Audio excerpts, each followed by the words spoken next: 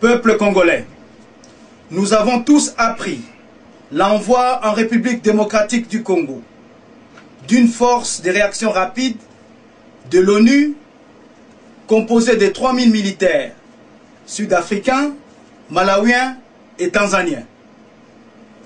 Mes chers compatriotes, la participation des soldats sud-africains à cette force internationale, avec l'accord du gouvernement de Kinshasa, est un piège tendu à notre peuple par M. Joseph Kabila.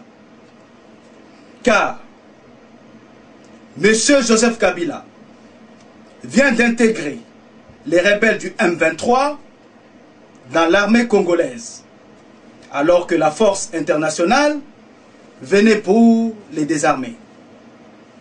À quoi sert cette force internationale, puisque désormais, les agresseurs dont la télévision congolaise parle tant depuis l'invasion du M23 ne sont plus nos ennemis, mais seront nourris, logés et rémunérés avec l'argent de l'État congolais. L'Union des forces révolutionnaires du Congo considère M. Joseph Kabila et tous les collaborateurs du régime de Kinshasa comme les principaux responsables de ce mensonge et de cette haute trahison. Mes chers compatriotes, à vos divers titres et qualités, l'armée sud-africaine ne vient pas pour protéger les Kivu. Car, au lieu d'installer sa base militaire sur le territoire de la République démocratique du Congo, l'armée sud-africaine transporte son équipement militaire en Ouganda, c'est-à-dire chez nos agresseurs.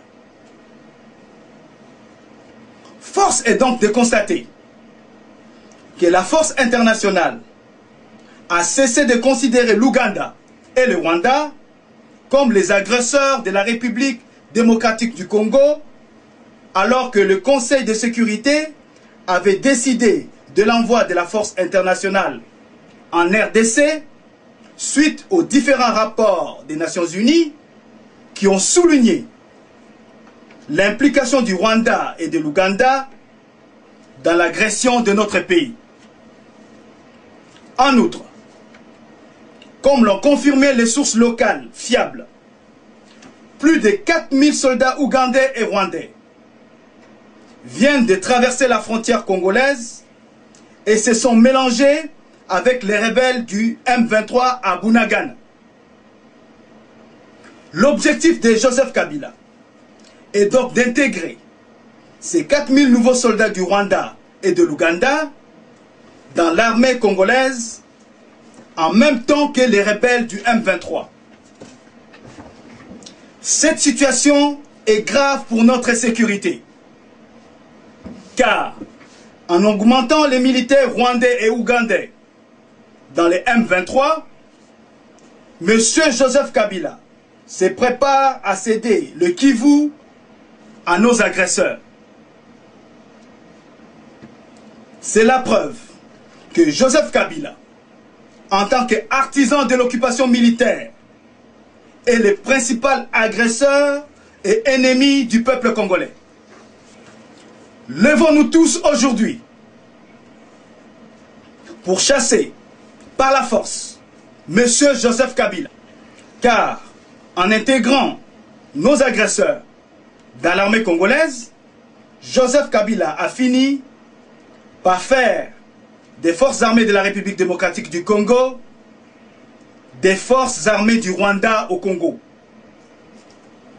L'effet pour la force internationale de combattre au même côté que nos agresseurs du M23 sous l'uniforme de l'armée congolaise est une humiliation supplémentaire de Joseph Kabila à notre pays.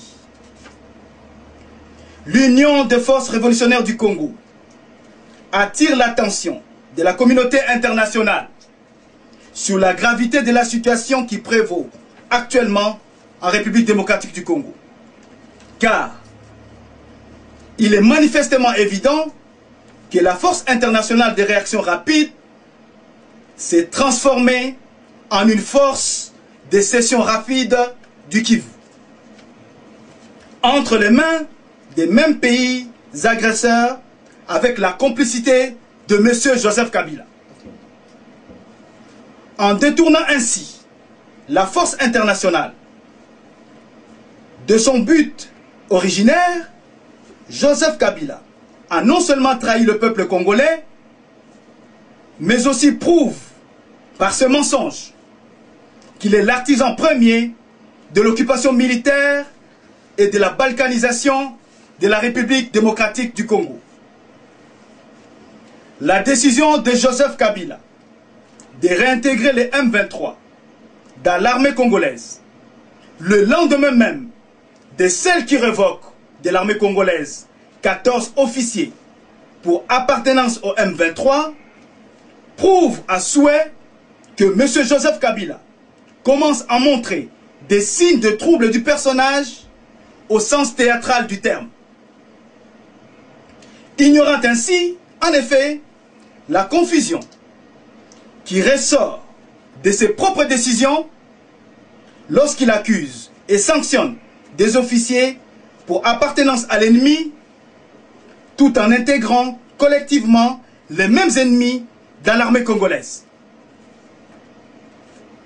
Sous la pression de ses maîtres chanteurs, ougandais et rwandais, une telle confusion est la preuve que M. Joseph Kabila est arrivé au bout de son complot contre notre peuple.